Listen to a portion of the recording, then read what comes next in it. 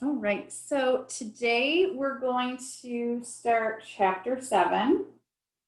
And chapter 7 is going to talk about the normal probability distribution and the standard normal.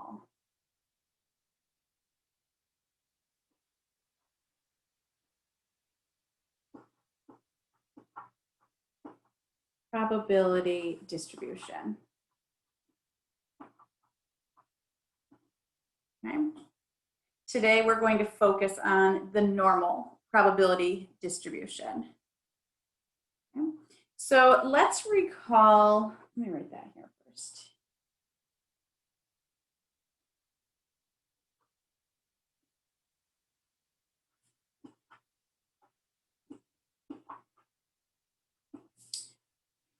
So let's recall the empirical rule. The empirical rule, remember, is for bell-shaped or symmetric data sets.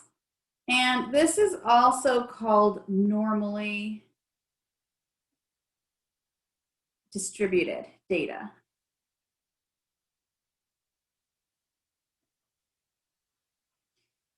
So if you hear me say normally distributed data, I'm just talking about a symmetric data set or bell-shaped data set. And the empirical rule, right, is for them.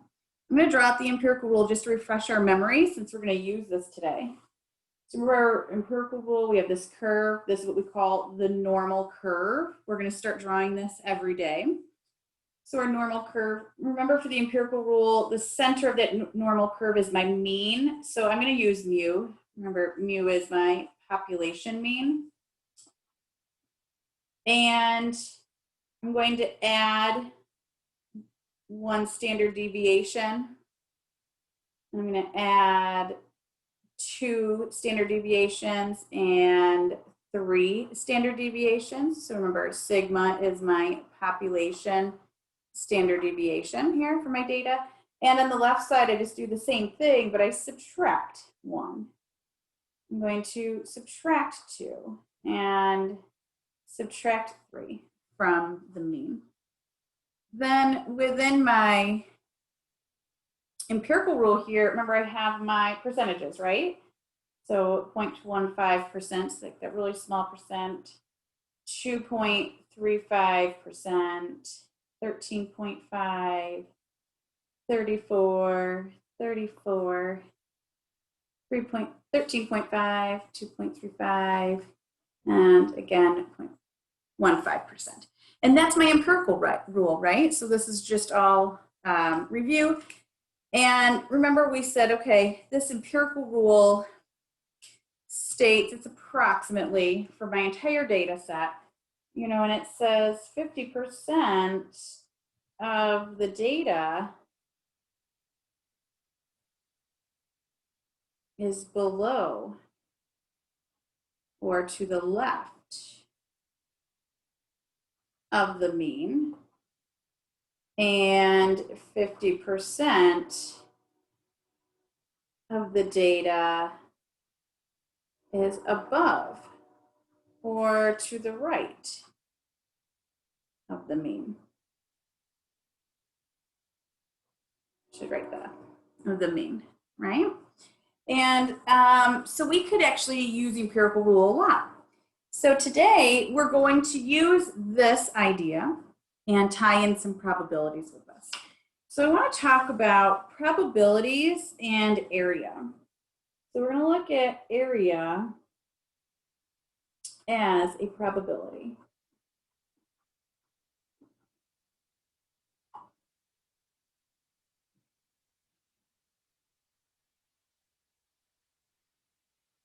My area as a probability,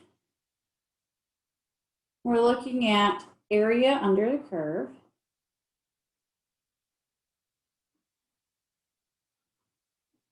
And that represents probability.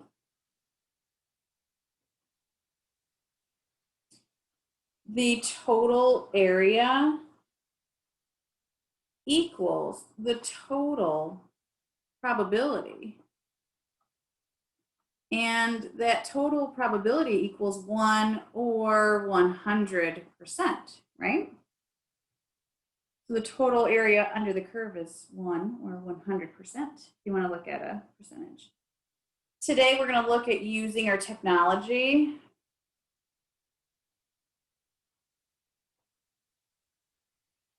to find the area under the curve or the probabilities.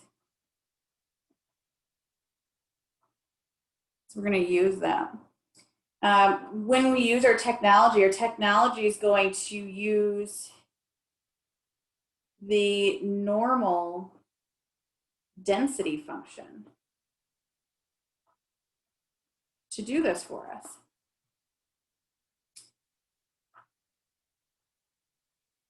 And it's going to describe the continuous random variable. Now, when we talk about the normal density function, and we're talking about density, that refers to the number of individuals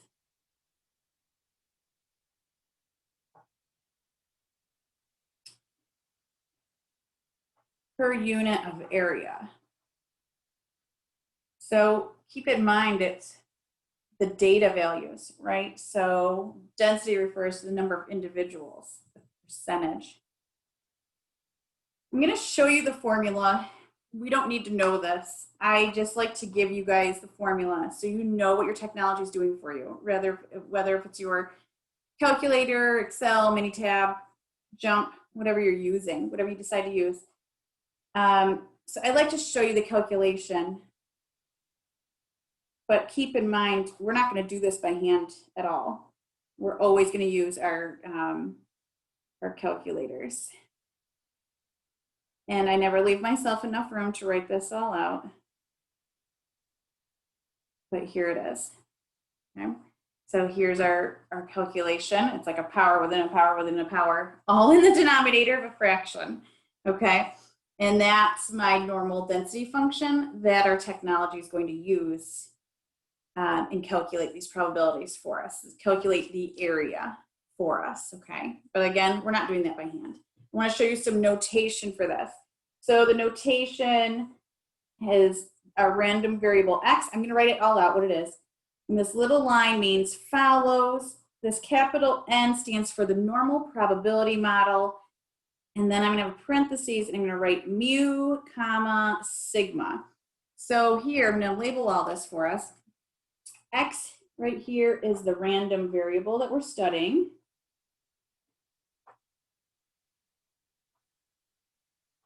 Okay. All this little squiggly mark right here just says is follows. So it's just saying, okay, the data we're studying follows, and the capital N says normal probability model.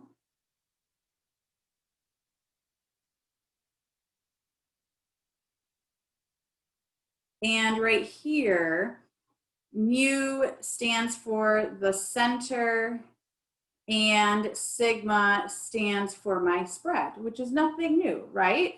The mean, mu, that's the center of my curve is what I'm saying, and sigma is the spread, the standard deviation is the spread for my curve. Now, I'm always going to refer to this as center and spread because it's not always going to be mu and sigma. It may change, and it will change going forward. But right now, it is the mean, and it is the standard deviation. But I will always write it in here. But we're always going to refer to this as a center and the spread. This is notation. We do see the notation sometimes. I do not always write the notation. You'll see it a little bit on your team assignment. You may see it pop up on homework or other places. But I just want you to know that's what all of this stands for. So if you do see it, you are familiar with that. Okay. Let's take a look at an example of how we're going to do this. So the example, I already have this written out because, of course, I have to use my markers on some of this. So, okay, so for an example, I want to study the height of the students in our class. And I know that it's normally distributed because I'm telling you it is. I already know that. You didn't find that out. I'm telling you. It's normally distributed. So I know it's bell-shaped with a mean of 68 inches and a standard deviation of 2.5 inches. So what I did was I took this and I drew my curve. I drew the empirical rule. You don't have to do this going forward. I'm just doing it for you today, right now. So we're going to keep drawing these curves over and over again. But for right now, what we're drawing, I did the mean and the 1, 2, 3 standard deviations above and below, right? And then I just happened to fill in my percentages for my empirical rule. You don't have to do that part of it because we're not really studying the empirical rule anymore. We're going to go further. So the first example that we're going to look at does consider the empirical rule. So I don't have to do it this way. It's easier because it's right in front of me. So the first part, I want to know, what is the probability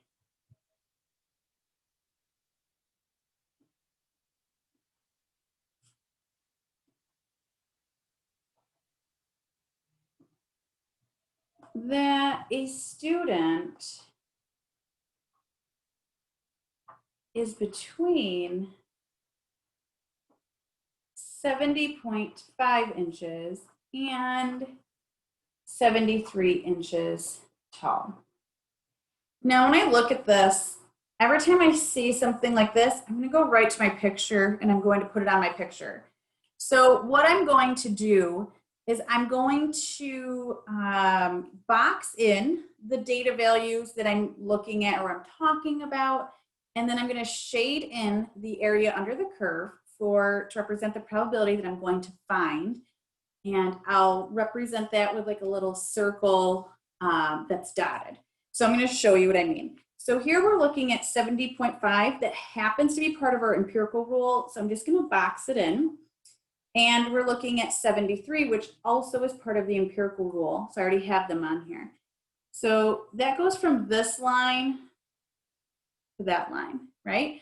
So I'm going to shade in all of this area, and that's what I'm trying to find. So here, I'm just going to put out here a little dotted circle to represent that's what I'm trying to find. So you'll notice we'll do this on the team assignment, and I'll keep doing it today, that the solid line is something that I know. The dotted line is something I'm finding. And it can go the other way around. So maybe I know the percentage or the probability. I will do a solid circle, and I would put a dot around a box that's empty for a data value I'm finding. So we'll get to that.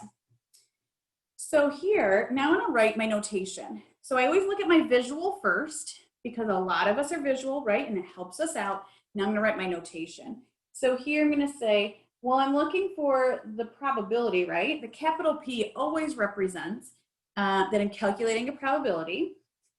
So my probability that a student is between the height of 70.5 and 73. So I'm going to say 70.5 is less than or equal to student height. You can write X. I'm just going to write student height is less than or equal to the upper bound that we call that there, which is the 73. And that's what I'm trying to calculate, that probability. Well, in this case, we know what it is. We know it's 13.5 because percent here. And we know that because it's part of the empirical rule, because the data values are part of that empirical rule. I don't have to calculate anything. It's already here, part of that rule. Now, remember I told you last week that sometimes I view these as decimals, 0.135, and that's fine, right? So you can always write it two different ways here when we're looking at a decimal or a percentage very easily. You can write it either way. So that's what we're looking at there. So now let's take a look at another example. We're going to go with the same thing here. So now I want to know, what is the probability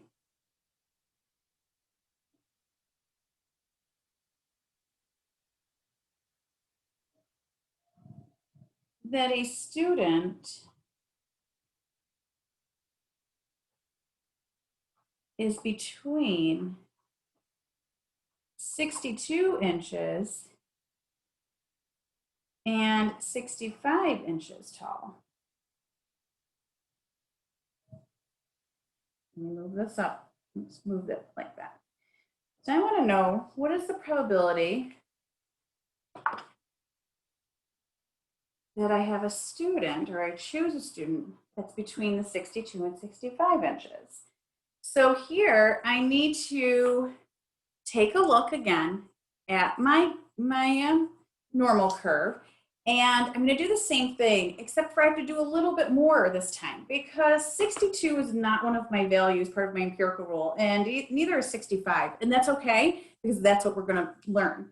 So I'm just going to put where 62 is. It's a sketch, right? It does not have to be perfect. So 62 somewhere is around here. I'm going to write 62. And again, I'm going to box it in because that is my known, right? I know that value. And then 65 is somewhere up here. And again, I'm going to write it and then box it in because that's a value I know. And what I'm trying to find here is this area all under the curve in here, right? So I'm trying to find that area here. So I'm going to show you how to use your calculator and walk you through that. And I'll post directions for Minitab today as well. So from here, we can write our notation. So again, it's capital P for probability. And it's the same thing as before. It's just now it's not part of my empirical rule. So 62 is less than or equal to a student's height. Again, you can write X there, whatever you want to write, is less than or equal to 65.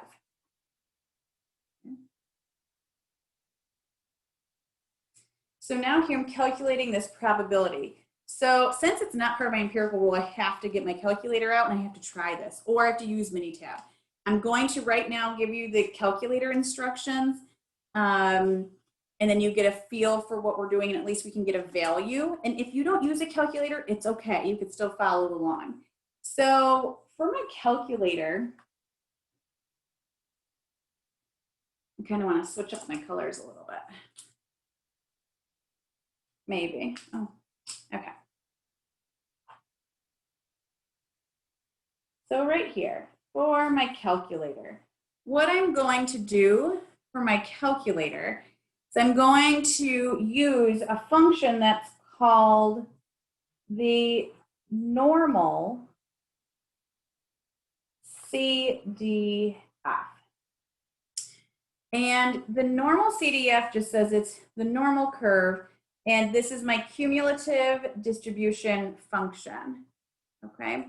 There is one on here under your calculator that is PDF, and I don't want you to get that confused because P does not stand for probability. And a lot of us think that does, but it doesn't. So it's the normal CDF is what we're going to use. And when you're looking at your calculator, you hit the second VARS button, and that is the distribution. So when you hit second VARS, it gives you the distribution button. And for me on my TI 83 Plus, it's option number 2, gives me this normal CDF. Now when I get this normal CDF here, my calculator is expecting me to enter 4 different values. The 4 different values that my calculator is looking for, my lower bound, or my lower value, I'll say, but I do refer to it lower bound, my upper bound or upper value, my center, and my spread of my curve. So what I'm looking at for this particular example, I would go to normal CDF, My lower value is the value on the left that I'm studying, so 62. Upper value is the value on the right, 65. My center is the mean, which is 68. And my spread here is sigma, which is standard deviation, which is 2.5.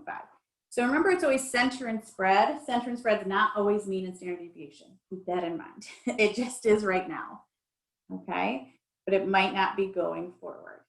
Okay, so when I plug this into my calculator, I get a value. And at first, before I even get my value, I want to take a look at my drawing and say, well, what should my value be close to? See how if I had it between 63 and 65.5, it would be 13.5%. So everything shifted to the left. When it shifts to the left, it decreases that value because my curve gets smaller, right? The area here is a lot smaller than it is here. So I know it's going to be a value close to 13.5, but smaller than that, but still close to it, and it is. When I punch this into my calculator, I get 0.1069, or of course I can write it as 10.69%. So the probability of choosing a student between the height of 62 and 65 inches is 10.69%. Okay, so now we know how to find probabilities or area under curve, these percentages with values other than my empirical rule. Let's take a look at a couple more examples. So we're just going to continue with the same drawing. Let me erase this. So we're going to use the same sketch here. We're just going to look at a couple more examples. So example 3, I want to know what is the probability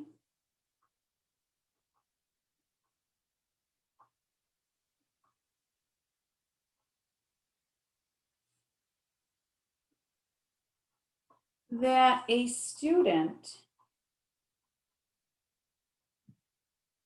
is above 67 inches tall.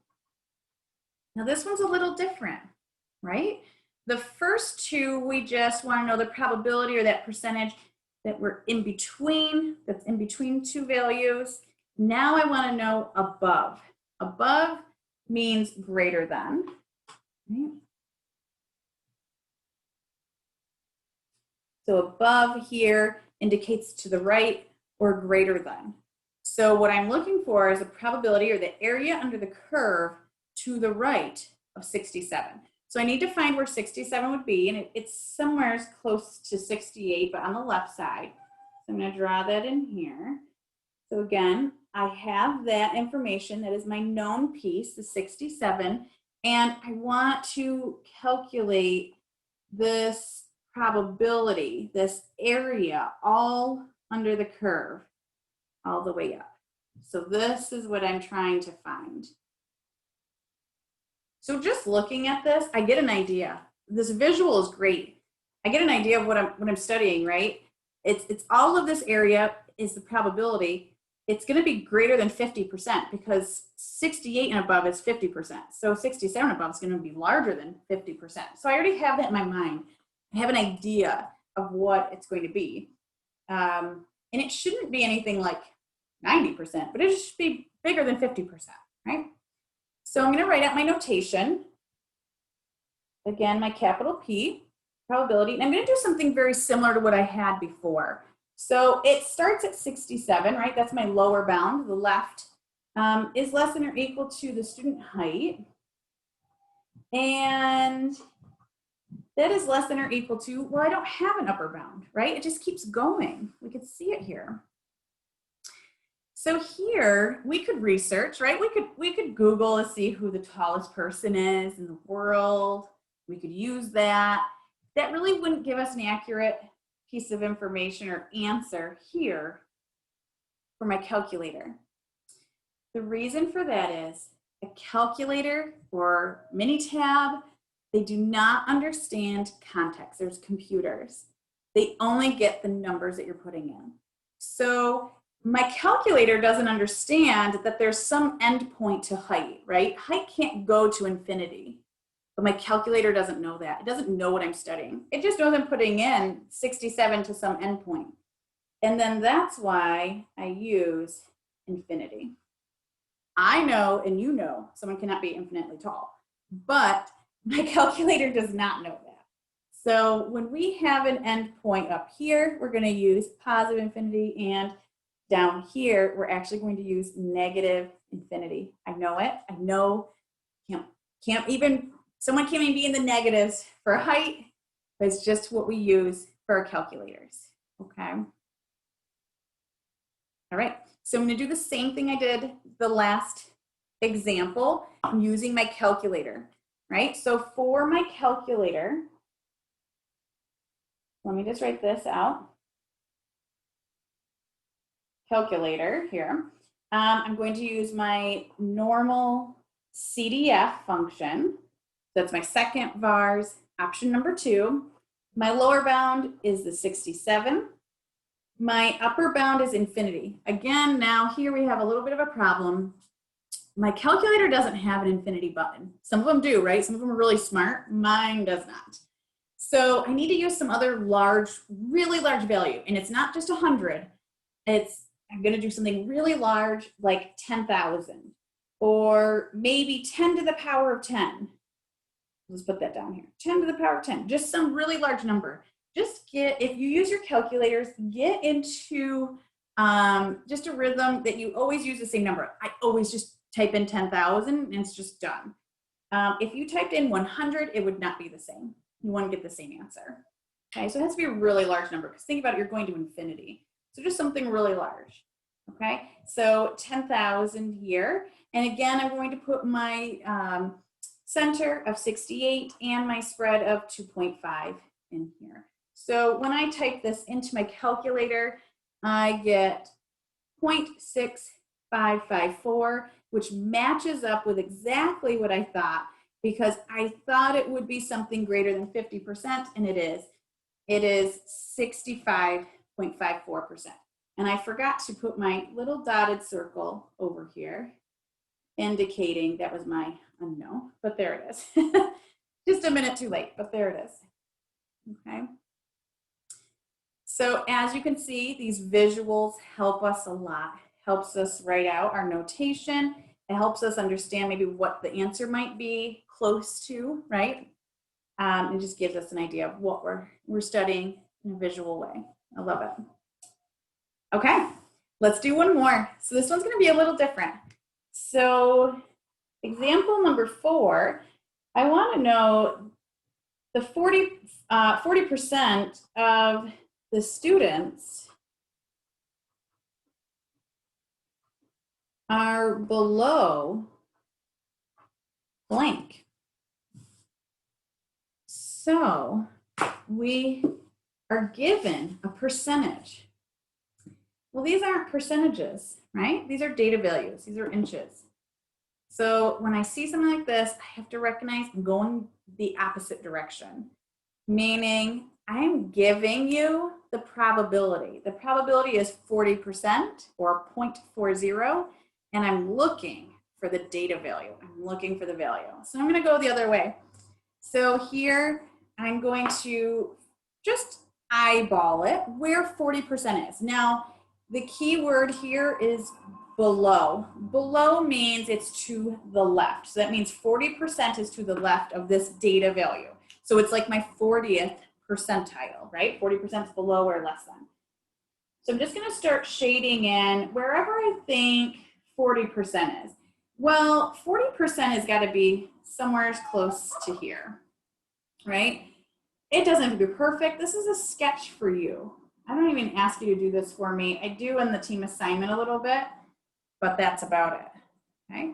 So my unknown is this data value. I don't know what it is right here. So I'm going to indicate that with like a dotted box, and then I'm going to indicate the area, or I think my marker just wants to die out here.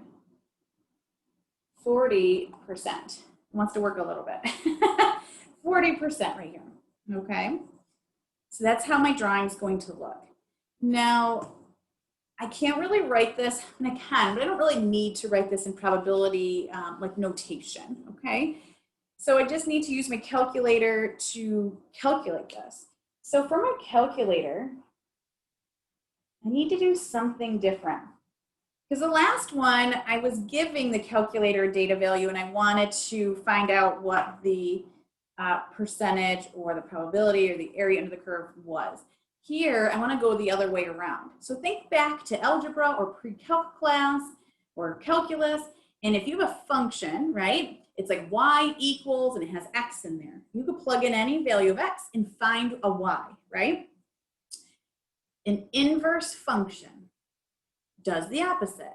An inverse function lets you plug in different values of y to find an x, right, that corresponds to that value of y. We're going to do that. We're going to use the inverse norm function on our calculator to find the data value that corresponds with the percentage of 40% or 0.40. So when we do this in our calculators looking for 3 different values. The 3 different values that it's looking for, the first one is area to the left. And when I say it's area to the left of the data value that we're studying, so in this case, we have area to the left, right? That's what we were given. We were given 40%. So in this case, it is the 40%. And then we still want to put our center and spread for the last 2 here. So let's see how we would write this out, or what we would type in for our specific example. It would be inverse norm. My area to the left, like I said, was given to us, so it would be 0.4 or 0.40. The 0 doesn't really matter, it's not going to change anything there. My center is still 68 inches, and my spread is 2.5 inches. I don't really need to write inches there. Okay.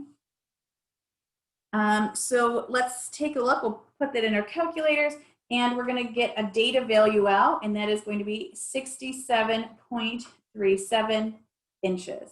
So right here is 67.37 inches. You can't really read that well, but you got it. You got the idea. Now I just want to bring up to you what happens if I'm given the area on the right. So the problem would give me the same result, the same answer, if it said 60% of the students are above, right? Above would mean to the right, and 60%, and that is, right? If this is 40% on the left, then that means there's 60% because the overall area is 100%. So if it said 60% is up here, then I would still put in area to the left of that value. It's just, this is what I'm given. I would still, in my calculator, need to give it area to the left. My calculator does not understand area to the right. Some of them do, right? So some of them are smarter than others. My calculator is not that smart. It does not know area to the right. It just knows area to the left. So I have to put in 0.40, even if I was given the 0.6. I hope that makes sense, to the right, okay? So we're always putting area to the left, that data value in. Okay, so that's how we use our inverse norm. Here, let me just fill in the blank here. 67.37 inches there. Okay. All right, so I want to mention one thing. When you're going to work on your team assignment, I'm going to ask you to do these drawings for me. This is what I'm expecting. So this is like this last example where I was given the 40% is to the left or below a data value. When I want you to do something like this, I want you to draw me just a simple normal curve, put the center on there. So we just have some idea of values, right? It gives you some sort of scale. And my unknown is right here, my box value. I shaded in the region under the curve that I'm studying, which happens to be 40% because that's what I'm given in this one. Okay, so when you do these on your own, this is what I'm talking about when I say sketch it out. It gives you a visual. It does not have to be this, like with all the data values, with all the percentages. I don't need that. You don't need that. You just need something simple like this. Okay, so you're going to see that on the team assignment.